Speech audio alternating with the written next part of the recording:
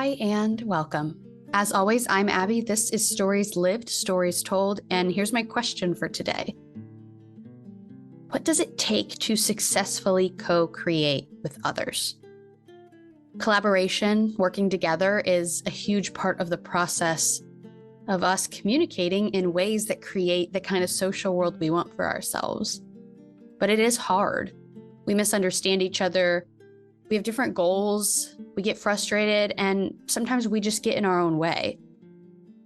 I want to get us thinking about co-creation because our conversation partner for today has some wisdom to share about negotiating, which is kind of just another way to talk about co-creating. Today, we start part one of our conversation with Beth Fisher-Yoshida. Beth is on the board of stewards for the CMM Institute. She's a professor at Columbia University, an executive coach, and among many other things, Beth is also the author of New Story, New Power, A Woman's Guide to Negotiation. Beth does a lot of consulting work with organizations, but she makes it clear in our conversation that negotiation happens in all areas of our life, personal and professional. So this conversation is for everyone. In part one of this conversation today, we're going to get to hear more about Beth, including some stories from her life and others about what it really looks like to co-create meaning together, how we can learn to tell a new story for ourselves, and what it means to step into the new power that she writes about. Let's dive in with Beth.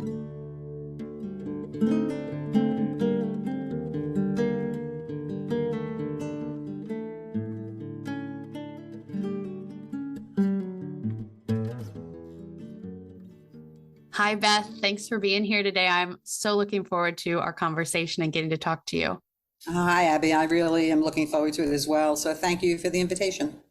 Absolutely. Before we dive into the real content of our conversation, I'm wondering if you would share some stories about yourself to introduce yourself a little bit. Maybe knowing some of the topic of the conversation we're going to have today, you could share some stories that feel like good context for that you want people to know about you going into this conversation. Okay, sure. So most of my time is spent being a professor of practice at Columbia University in the city of New York. I also direct the master's program in negotiation and conflict resolution. And then I always say, if you stick around long enough, you have other positions that sort of pop up. So I'm also the executive director of a consortium that we have, which is the Advanced Consortium for Cooperation, Conflict, and Complexity, which does a lot of work with the CMM Institute. And then within AC, which is AC4 for short, for the acronym, within AC4, I also direct the Youth, Peace, and Security, which now is Youth, Peace, and Society program. I have to remember to change that title in my head. And separate from what I'm doing at the university, I also do consulting and coaching. So over the years, my consulting practice has focused more on going into organizational contexts and doing some kind of assessment intervention around conflict. Sometimes it's, something mild, just like, well, let's just sort of come to an agreement on what a vision and mission is. And sometimes it's much more trying to intervene in a very toxic situation because the conflict has gone on for what I would say is too long, maybe 5 years that people have been working through those conditions. And then separately from all that, I also do writing, as you know. And so my interest in research and writing, and I should say research really with an applied research. I'm more of a scholar practitioner. So I started more as a practitioner and transitioned into somewhere in the middle. So my research recently has focused a lot on women and negotiation. And my book that came out earlier this year is New Story, New Power, A Woman's Guide to Negotiation. And I've just recently decided that I'm going to do another book on women and negotiation, and I'm still trying to figure out exactly the framing of it, but it will be something related to more in-depth case studies, and I just can't decide yet if it's going to be real women with real names or real women with fictitious names. So that's sort of kind of thinking about it. Yeah, that's great. Let me just make one more connection. So then Please. The CMM part, I studied at Fielding Graduate University in the 1990s. Seems like an incredibly long time ago. And I met Barnett Pierce there at that time. And that's when I was introduced to CMM. And since then, CMM just permeates every part of my life, all the work that I do, research practice, teaching, everything. It's just in there all the time. So it's not even that I have to consciously say, okay, what am I going to do CMM-ish? It's that I'm doing it and just thinking, Yeah. well, how am I going to frame it and which angle and all of that. So that's enough about me for now. Yeah, no, that is a great start. One follow-up question I'm just curious for the people that I get to talk to, that are in the world of communication is what makes you passionate about what you do in the world of communication and conflict and the consulting you do?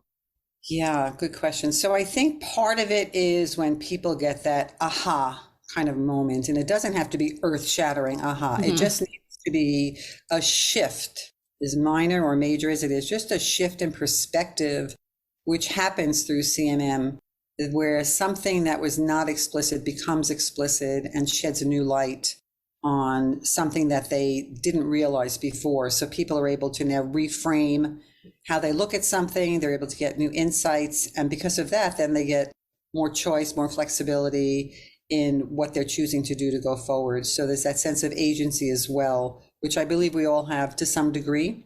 Of course, there are constraints of how much you can exert your agency rather, in any particular context. But that's what excites me, is when people get new perspectives.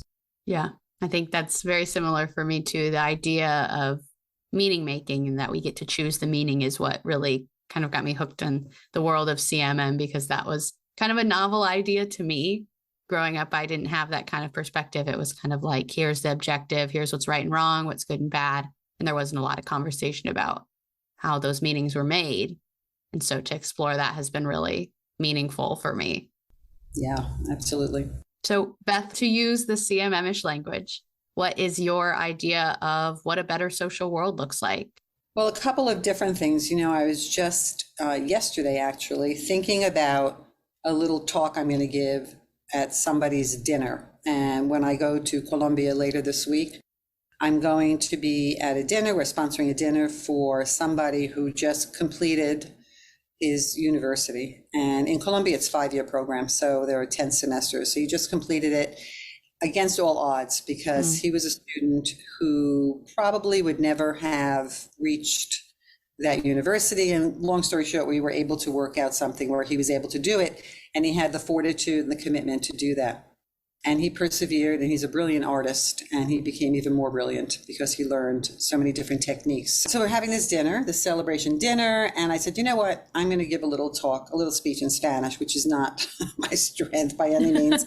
But so I'm having a friend of mine check it now, but I was thinking about what I was going to say, and they all know CMM. And so what I was going to say, one part of it, is really that when we succeed in anything we do, all of us succeed, right? And so it's a matter of shifting the vibrations in the world, just shifting something. So somebody called Rupert Sheldrake, who talks about the morphinogenic field, and not to get too technical about things, but in essence, it's where we all learn from like a collective memory. So if something happens, and I was giving the example in my speech too, before anybody knew how to ride a bicycle, it was incredibly difficult to ride a bike. Nobody knew how to ride it, right? Yeah, right. Once one person started to ride it, and then more people started to ride it, there was something about the vibrations in the universe where other people were able to do it more easily.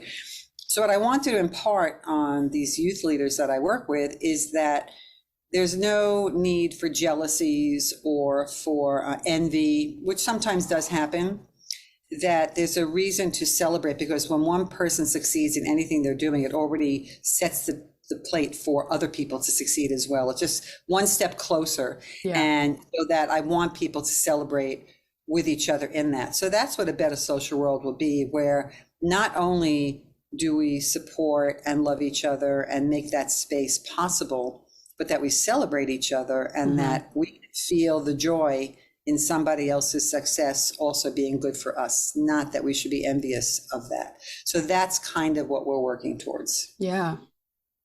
Yeah. That I know that gender is a big lens that you use and talk about and think about and research and write about. And it's a compelling one for me too. And that makes me think about that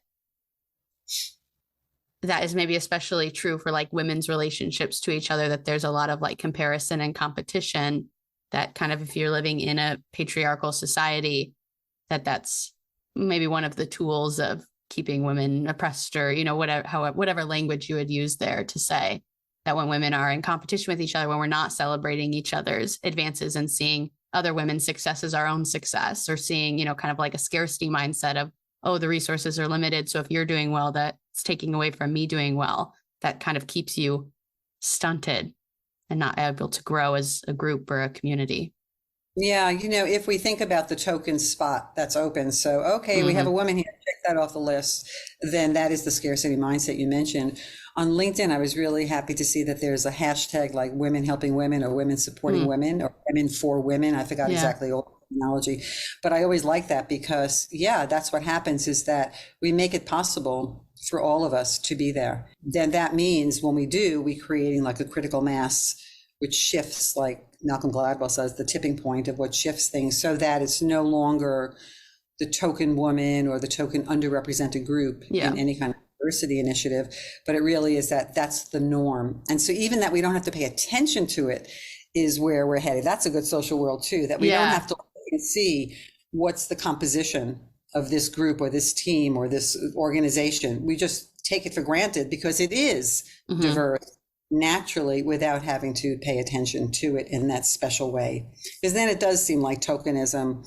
And then at school, we're always talking about admissions and hiring and what's happening with affirmative action, what's happening in DEA, and how do you create the space not only to bring people in, but to mentor them and nurture them so that they succeed. Because that's something that I think in general, we're not as good at. We're better collectively at bringing people in the recruiting process, but we're not as good at keeping them and maintaining them and helping them grow. And so later this month, I'm doing a talk for women in cable television. So it's communication, media, entertainment. And I was doing a little bit of research and preparing for that. And especially past or post-pandemic, there's a whole new phenomenon happening in the workplace. So in general, people are leaving their workplace more than they did before. People are more selective in what they want. They're particular in what they want. But when it comes to women, more women leaders are leaving than men. And so the other thing people are asking for is more flexibility in the workplace. They want to be able to work remote, because we learned through the pandemic we can work remotely. There's some things that are nicer in person, but we can also do remote, and having that flexibility. So for me, I say, okay, let's turn that disaster into an opportunity, because organizations are struggling. When you look at the pipeline, the people coming up in the pipeline have been reduced in terms of diversity. So it's an opportunity for negotiation and for having more agency and more strength from your negotiation position. And I'm saying not to be arrogant or nasty or stubborn about it, but just to say, this is a source of strength for me because I know I'm needed and I know what I have to offer. So let me figure out a way in collaboration through negotiation, work at something that's good for the organization and good for me as well. So I think women have a good position there. And I was looking, because I'm also giving a talk in Colombia to a group of women in a workshop, I also want to update the statistics for the Colombian situation, which I captured a couple of articles now. I just need to put it into my slides.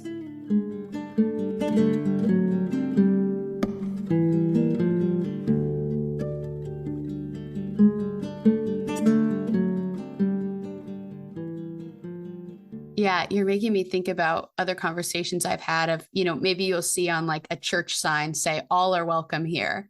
And there's kind of a conversation of like saying that all are welcome here is different than this space is specifically designed for you.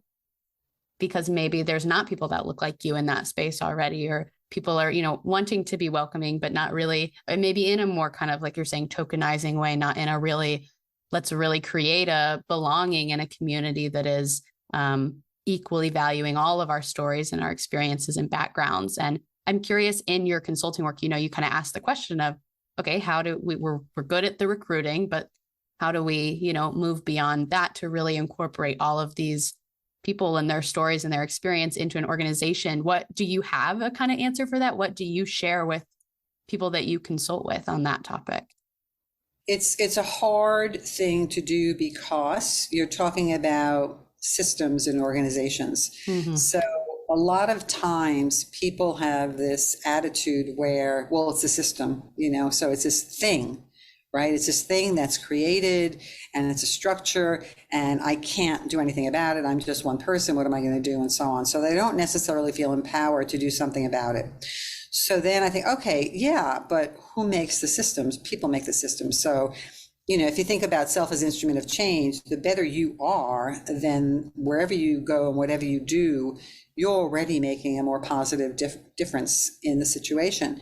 So then I said, okay, so let's not try to tackle the whole system because that can be quite overwhelming, but let's see what you can do on a day-to-day basis. And so a really good place to start is like people who are like mid-level managers. Mid-level managers, I think, are like very pivotal in an organization. So of course I like to work with leadership. I like to work with, frontline, grassroots, all of that. But the mid-level managers are where you can really make a difference. So what a lot of people don't realize is that when they move up the ranks, right, they move into managing others. And it's not something they specifically trained for or develop those skills. They develop some kind of technical skills. And then because they're good at that, they advance and they move into a managerial role. And too often organizations do not prepare people to be managers. So then they go in and then, all of a sudden they're struggling, right? They're struggling being a manager. Well, of course they're struggling because they don't know Right. They learned how to be a manager. Now, yes, some people have a natural inclination to managing others and nurturing others, and that's great, but there's always something you can learn. So then they send them more remedial, to, well, you need management training or you need coaching, whatever it is. But once they realize in that position that they also have a responsibility to those moving up in the ranks who they supervise, then they can start to create opportunities for people to advance in their careers. So that means maybe, and this is something that you don't only need a manager to help you do, you can do yourself, but in the conversation of a performance review, it's a great time to not only talk about past performance and feedback, but where am I going next? So this is where I prepare people for their negotiation, for their performance review, to talk about, mentorship or learning and development opportunities, or what's the career path trajectory for me? How am I doing? Where's my gap? How can I fill in and enhance the skills that I need for my next level? What kind of projects can I be placed on to give me visibility and give me learning and opportunity? Because there are some like sectors that are sexier than others or that you get more opportunities for. So managers can do that in the conversation. People who are being managed can do that. So that's how you start to make a difference. You create the path, and then you also create the opportunity for people to take up their power to move along that path. And I think this is why younger people in the workforce today are staying maybe 2 years in a situation. So when I was coming up in the ranks, 2 years is, oh my God, this person jumps around a lot. We can't rely on them. They're not loyal. They're not dependable, because on their CV, it has like 1.5 or 2 years. Today, it's like, oh, wow, they stayed there 2 years. It's a very different attitude, because 2 years is like a big deal now, because people want to make sure that they're not being stunted in their development. They want to know that there's a place for them to go. And this includes all people, even people with diverse backgrounds who may not have been as hireable before are gaining more power in their choice. Not everybody, it's not a total revolution in the country, no, but there is more of that here, because when I was mentioning the pipeline earlier, it's also younger people, younger women under 30 are way more selective in what they're doing, which means that if they're not joining certain organizations because they don't see a place for them there, they don't see women in senior roles, they don't see opportunity for them, then that means the organization is going to suffer down the road, because they don't have enough younger people in their pipeline, especially younger women. So that means that the younger women have more strength in their negotiations, and the organizations need to figure out, how do we need to adapt to bring in younger talent and keep them there? Because everybody may not become the CEO, but we need to bring more people into more senior levels. And we can only do that by bringing them earlier into the pipeline. Yeah. Yeah. I'm thinking about that you referenced earlier that in your research, you found that it's a lot of women in news media are leaving. And so I'm curious about this difference between, do you stay in an organization, in a workplace, and work to make it better, or do you leave? And I'm curious about the role of negotiation in maybe people making that decision. Could you speak to that a little bit? Yeah, sure. So it goes back to one of my big things, which people who know me know I'm always talking about self-awareness. Mm. So that's the first thing. So you need to strengthen yourself.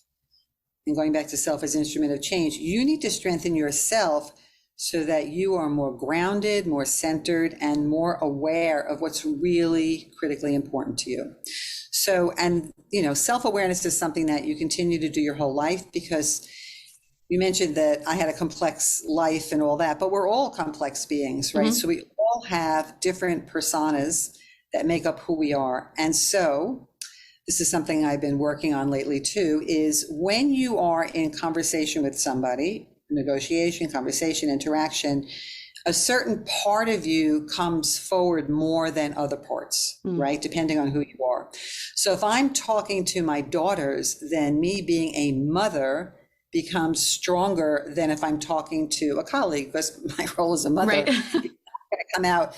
Unless we're talking about our children, then we shift perspectives, right? So you have to be aware of that. So that means that in preparing for a negotiation, which everybody needs to prepare, regardless of how much you think you know the other person and how much you think you know the topic, then you need to know, okay, what is this person going to trigger for me, and which part of me is going to become more dominant in that role, right? So that's what happens. So then you have to figure out, okay, who am I? And then who am I also means identifying the different stories that you carry with you in your different narratives you carry, and where those narratives came from. So you have your personal story about who you are, which is influenced by your social story, which means the social world around you, the social media, the media, anything in your community that comes around. How does that influence you, and which of those stories are you carrying consciously or unconsciously?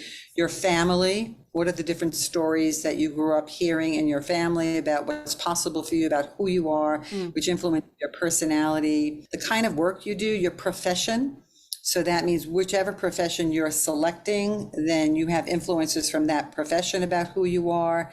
And, all of those different layers. And so it could be also that if you are a sports person, and then your identity is around sports. If you're an artist, your identity around art. So all of those stories play a role. And inside of all of those stories are some of the stories about negotiating.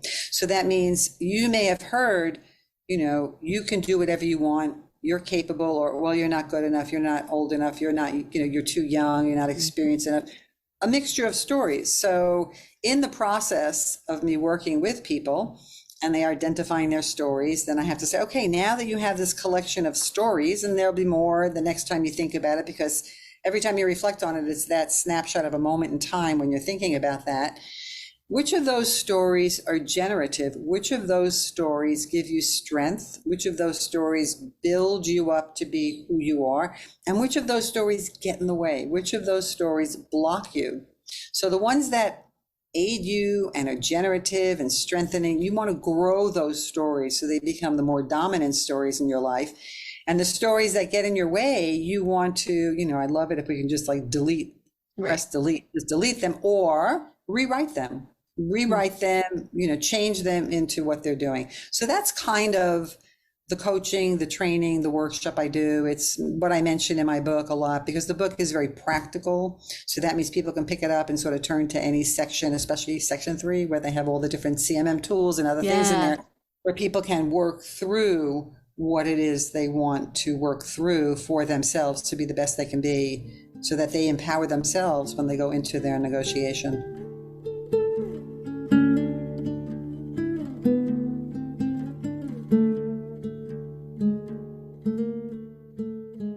I'm imagining that maybe some people hear the words negotiation and think, well, I'm not an aspiring CEO at a Fortune 500 company. This is not really relevant to me.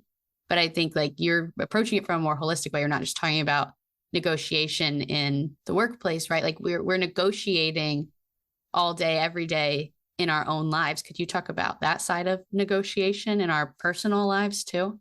Sure. So when I was writing the book, which took a couple of different years to put it together, I first was going to focus it on the workplace, and it was going to be about careers and so on. And because a lot of my, organizational work is in the workplace. And then I started thinking, no, women are so much more than that, right? So we have all of these different things we're negotiating. So then there's a section on negotiating your personal life, your personal relationships, your romantic relationships, negotiating your family, different roles there, and negotiating just in the everyday business of going to the dry cleaners or something like that. And then I also, when I was writing the book, the Me Too movement was very strong. And I said, I cannot not pay attention to that. So I thought, how do I do this? Is such a delicate, sensitive topic. And I didn't want to just get into it too much. So I thought, okay. So I talked about negotiating compromising situations. That's how I framed it. And the reason is, it's very complex. And I'll just tell another story about that in a minute. But the complexity is that when you are, let's say, in the workplace, a lot of times the people who have power in the workplace, those are the people that may make you uncomfortable and that you may put you into compromising situations. And so if you go into those situations, then you could be compromising yourself in some way, which is not what you want. And if you don't engage with those people, then you could be losing out on different kind of career opportunities. So what do you do? So thinking about different strategies about how do you engage with these people? Do you have somebody else in the room? Do you make sure that the doors are like, what are you doing? Of course, at the end of the day, if you're uncomfortable, you are uncomfortable. And that talks about your emotional, psychological, physical safety. If any of those safety feelings are compromised, then of course you just exit immediately, right? So I was doing this book talk in May in Florida, and this young woman raised a question, and I felt that it wasn't an innocent question. I felt like there was something in her behind the question. And she said, when is a no a no? That's such a great question, because in the world of negotiation, without talking about compromising situations, a no is like, nope, can't do that, and then you don't take no for an answer, you probe further. Yeah, right. Okay, we need more resources. Nope, not in the budget, can't do that. So you don't just walk away, you want to go further. So I just stood there for a minute and I said, wow, that's like a really big question. And then I said, it depends on which no we're talking about. And then I talked about that in the world of negotiation, without compromising your safety, no is an invitation to probe further, ask more questions, get to the bottom of it, because sometimes people's initial reactions are put the hand up, no, but it doesn't mean that is a final no. It means it's an opportunity for conversation. However, right. If you're in a situation where your emotional, psychological, physical safety is being threatened, that is a very firm no. So you leave. Now, then I said, okay, so sometimes we're in situations where I may be, it's not blatant, but I may be in conversation or negotiation with somebody, and I may think, wow, I'm getting a feeling of discomfort here. What is that feeling? Why am I feeling so uneasy? He didn't say anything specifically, but I'm getting the creepy feeling like yuck, So then I said, okay, so you take a break. So, listen, I think I need a 10-minute break. Let's just break for now. You leave the room, you leave that environment. So you're physically going out, and then you think about it and think about, okay, what are the other possibilities? Like, why you get in touch with your own feelings, which is why the self-awareness part important. What is it this guy is doing that may be reminding me of somebody else, or what is it? So do I feel safe to continue or do I not? And so that's where you go back and say, listen, I think we need to end this conversation now. I'm not feeling comfortable, and maybe we can pick it up another time, but I'll let you know. And that would mean we invite other people in, or maybe you go back and you say, listen, I'm not sure I understood you correctly when you said whatever it was. Can you elaborate on that? And then maybe they go in, oh, okay, it was my misunderstanding of what they meant there. So you have a choice, and that's the part that I think is empowering, is understanding that I don't need to be stuck in this situation. I take care of me first. And by taking care of me first, I decide if that is safe or not. And so that also is in the book. And it still is the judgment that you have to use your own judgment. But therefore, the more you know yourself, going back to the self-awareness, and the more you try to understand the other person and where he or she is coming from, then you make those decisions about, where am I going to go with this? Because if you totally cut yourself off, then you might, like I said, be missing those career opportunities. You want to think about, how can I still have access to the career opportunities without compromising myself, without making me unsafe? And then you get to think a little more creatively about how to create those situations of safety. Yeah, That's a lot I just said. No, it was great. It was great. And I'm just hanging on to, I don't know exactly how I'm meaning to phrase this question, but just this kind of idea of like, if you're thinking about what a better social world is for you, a better social world in my mind, in like the working world, would be one where no male bosses make female employees uncomfortable or feel danger, you know, and yet also acknowledging that is not the reality right now, that those are really real experiences that people have and face every day. And so I hear what you're saying of, here's how to deal with those situations. And then also, my heart is like, we shouldn't even have to be having these conversations. It's the people that are making other people uncomfortable that need to do the, self-awareness and changing. What do you think about that conversation? Yes. And I don't remember recently I was having a conversation with somebody about equity. Oh, yes. Okay.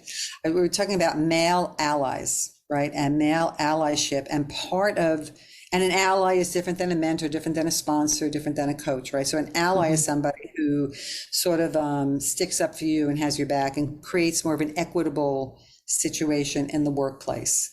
And we were talking about that, and some of the findings were that if it needs to be more explicit, and we're talking about explicit and implicit and all that, and I'm like, it's like so crazy that we even have to be having this conversation, because ideally, talk about better social worlds, we'd be working it out where we don't need to have allies, because there already is equity in the workplace. So yes, I think things shouldn't be handed to people. I think you need to work and earn and strive, and everybody has their own abilities and talents that they want to develop. And then I think that those opportunities need to be provided. And that's where the equity comes in, is that we're not all starting in the same place, but we need to have the opportunity to grow in whatever ways we can and want to. And it shouldn't be a person, or because of who we are, blocking that path. That if we choose to do something and we have the ability to do that, then those opportunities should be presented to us so that it's an equitable, equal opportunity. And that's the part where I think makes a better social world. Not everybody will take it up. Not everybody wants to take it up, but those that do should be able to. And that's the part that makes it more equitable. It's the same idea that when I do go to Columbia, I work with people who don't necessarily have access to some education. And so I'm happy to just teach different things to different people, because I know they're going to use it, and they're going to use it well. And part of the amazing part of my work there is that in the 9 years I've been going there and working different youth leaders, and a lot of them I've been working with for 8 or 9 years, they all use CMM. It's all a part of what they do, which is so amazing. And just give a couple of stories there. So there was one time when I saw somebody over the course of 2 years, but I wasn't really up to date on what he was doing and all that. And then, so a few years ago, I'm trying to remember if it was like just at the end of the pandemic, like we were starting to travel again, or just before, I can't remember. He said, Beth, I want to show you something. So I went to see something, and it just brought tears to my eyes, because what he had done in that 2-year space, when I didn't know all the projects he was working on, he was working for a foundation that worked with graffiti artists, and he was an organizer of graffiti artists.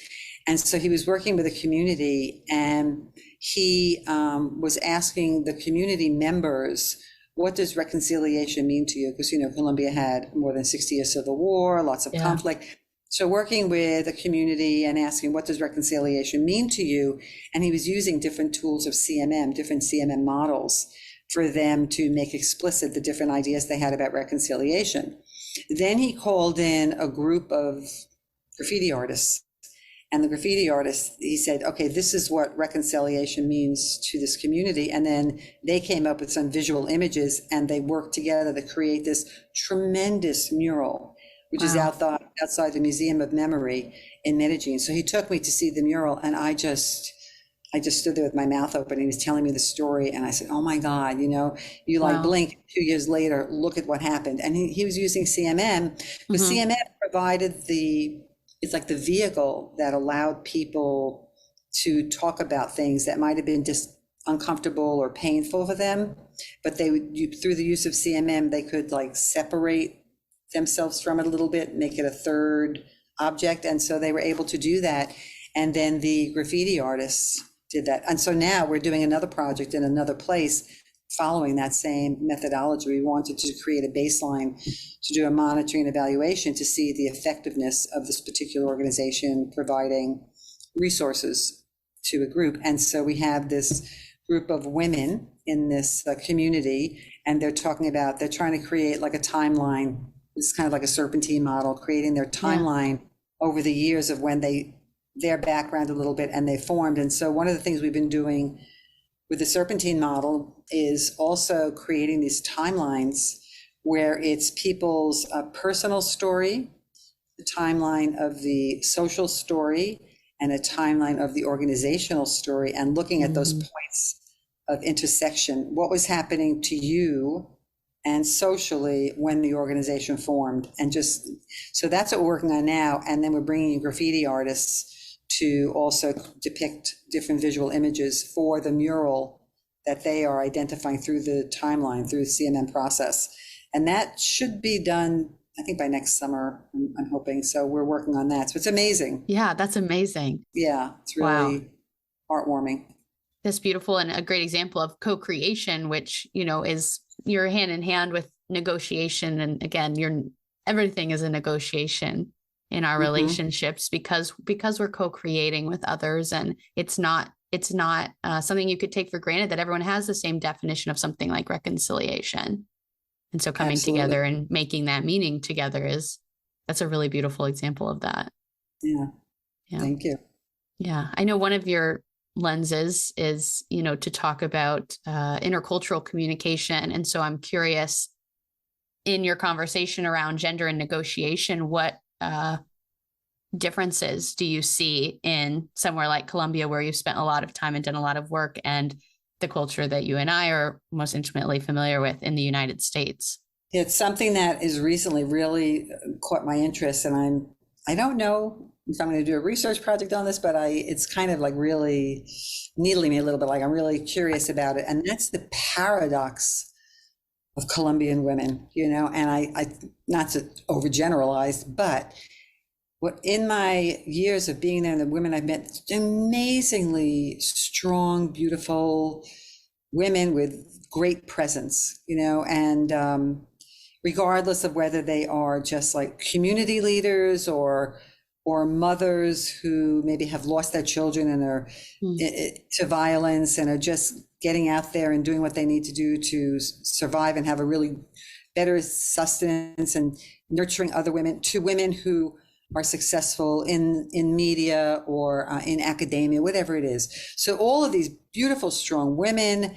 And then you have the, macho patriarchy of the culture, and they're also submissive. And I'm like, I'm trying to figure out, like, what is this dichotomy here? It's like they're strong in certain ways and then submissive in other ways. And I guess we all are. Yeah.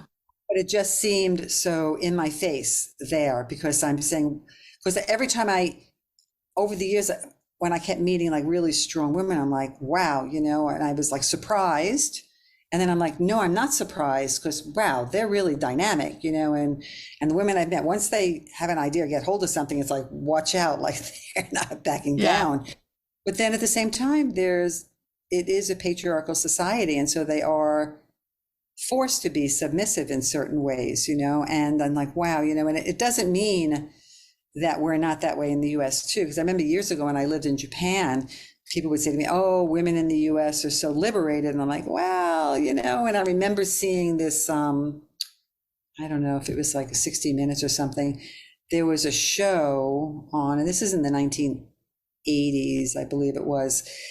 There was a show on where it was talking about little girls becoming like, putting on makeup and going to like fashion shows and doing all this modeling and stuff. I'm like, oh my God, like putting those messages into little kids. And so somebody had said that to me, I'm like, well, no, we're all not, I mean, I come from New York. So yeah, on the coasts and in different places inside, but I mean, it's just a mixture of different people. So it's not that only Colombian women have that paradox. I think it's just an example that might be easier for me to study, but it's all over. And so I'm curious about that, is the strength and the submission, and how do you make sense of that? It's a sense making process. Yeah. How do you make sense of that for yourself, and how do you make sense of that in the culture and so on? And that's just so fascinating to me, and that's something I want to explore more.